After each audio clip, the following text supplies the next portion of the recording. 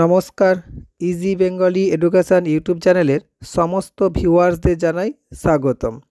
আজ আমি বিদ্যাসাগর ইউনিভার্সিটির বিএ সেকেন্ড সেমিস্টারের ছাত্রছাত্রীদের এডুকেশন পাসের মাইনর 2 এবং এডুকেশন অনার্স ছাত্রছাত্রীদের মেজর 2 পেপারের সাজেশন তোমাদের সামনে তুলে ধরব। তোমাদের এডুকেশন পাসের মাইনর 2 এবং এডুকেশন অনার্সের মেজর 2 এর সিলেবাস কিন্তু এক। তোমরা দেখে নিতে পারো এডুকেশন পাসের মাইনর 2 এর সিলেবাসেতে মূল টপিকটির নাম রাখা হয়েছে এডুকেশনাল সাইকোলজি, আর এডুকেশন অনার্স ছাত্রছাত্রীদের মেজর 2 এর সিলেবাসের নামটি রাখা হয়েছে সাইকোলজিক্যাল ফাউন্ডেশন অফ এডুকেশন। কিন্তু এর ভিতরের সাব টপিকগুলো কিন্তু দুটোরই সেম রয়েছে। এই এডুকেশন পেপারটির মোট 4টি ইউনিট রয়েছে, তার মধ্যে আমি 2টো ইউনিটের সাজেশান আজকে ফার্স্ট পার্টে তুলে ধরব, এবং যদি তোমাদের ভালো রেসপন্স পাই তাহলে অবশ্যই পরের 2টি ইউনিটের সাজেশান ভিডিওটি খুব তাড়াতাড়ি তোমাদের সামনে নিয়ে আসব। চলো এইবার দেখে নেওয়া যাক এই পেপার থেকে কোন কোন গুরুত্বপূর্ণ প্রশ্নগুলি তোমরা পড়বে। ফার্স্ট ইউনিটটির নাম হচ্ছে relation between psychology and education, অর্থাৎ মনোবিদ্যা এবং শিক্ষার সম্পর্ক। এখান থেকে তোমরা যেগুলি পড়বে তার মধ্যে একে রেখেছি শিক্ষার সঙ্গে মনোবিজ্ঞানের সম্পর্ক আলোচনা করো। খুব গুরুত্বপূর্ণ। এটাই অথবা হিসাবে বলতে পারে মনোবিজ্ঞান কিভাবে শিক্ষার বিভিন্ন ক্ষেত্রকে প্রভাবিত করে তা ব্যাখ্যা করো।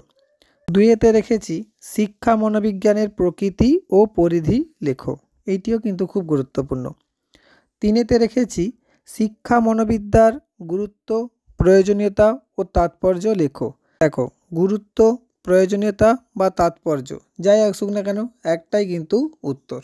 4তে রেখেছি শিক্ষা মনোবিজ্ঞান কাকে বলে, মনোবিজ্ঞান ও শিক্ষা মনোবিজ্ঞানের মধ্যে পার্থক্য লেখো। ওর সাথে রেখেছি একজন শিক্ষক মনোবিদ্যার সাহায্য নেবেন কেন।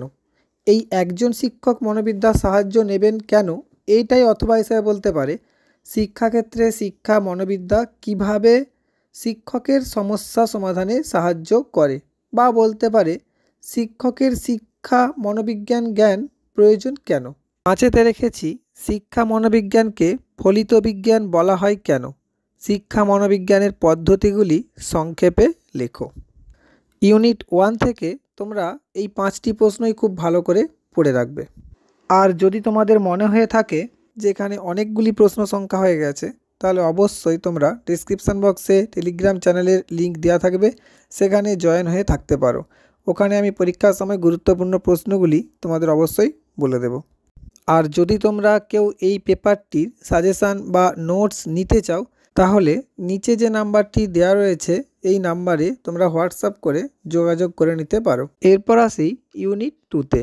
ইউনিট 2 এর মূল বিষয় কি না, stages and types of human development and their educational significance, মানে ব্যক্তিত্ব বিকাশের ধাপ এবং তার শিক্ষাগত তাৎপর্য।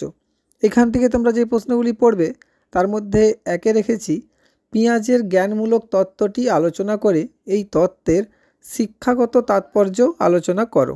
2তে রেখেছি কোহলবার্গের নৈতিক বিকাশের তত্ত্ব বর্ণনা করো এবং এই তত্ত্বের তাৎপর্য উল্লেখ করো। এটাই অথবা হিসাবে বলতে পারে নৈতিক বিকাশ বলতে কি বোঝায়। কোহলবার্গ প্রস্তাবিত নৈতিক বিকাশের বিভিন্ন স্তরগুলি আলোচনা করো। 3তে রেখেছি এরিকসনের মনোসামাজিক বিকাশ তত্ত্ব আলোচনা করে এর তাৎপর্য লেখো। 4তে রেখেছি ব্যক্তিত্বের সংলক্ষণ বলতে কি বোঝায়, ব্যক্তিত্বের সংলক্ষণ বিকাশের ক্ষেত্রে শিক্ষার কি ভূমিকা হওয়া উচিত। 5তে রেখেছি ব্যক্তিত্বের সংজ্ঞা দাও, উত্তম ব্যক্তিত্ব বিকাশে শিক্ষার ভূমিকা কি হওয়া উচিত। 6তে রেখেছি সংলক্ষণের বৈশিষ্ট্য লেখো, ব্যক্তিত্বের বিকাশে আলপোর্টের সংলক্ষণ তত্ত্ব ও ফ্রয়েডের মনোসমীক্ষণ তত্ত্বটি আলোচনা করো। 7তে রেখেছি ব্যক্তিত্বের প্রকৃতি আলোচনা করো ও ব্যক্তিত্ব বিকাশের বিভিন্ন স্তরগুলি লেখো। 8তে রেখেছি শিক্ষাক্ষেত্রে ব্যক্তিগত বৈষম্যের তাৎপর্য ও গুরুত্ব লেখো। আশা করছি এই প্রশ্নগুলি করলেই তোমরা মোটামুটি সমস্ত প্রশ্ন এই 2টি ইউনিট থেকে কমন পেয়ে যাবে। আর যদি ভিডিওটি তোমাদের একটুও উপকারে লেগে থাকে তাহলে অবশ্যই তোমরা চ্যানেলটি সাবস্ক্রাইব করে ভিডিওটি লাইক করে বন্ধুদের মধ্যে শেয়ার করে দিবে। যদি পরবর্তী টপিকগুলির সাজেশান ভিডিওটি তোমরা পেতে চাও অবশ্যই তাহলে চ্যানেলটি সাবস্ক্রাইব করে বেল আইকনটি ক্লিক করে রাখতে পারো। ধন্যবাদ।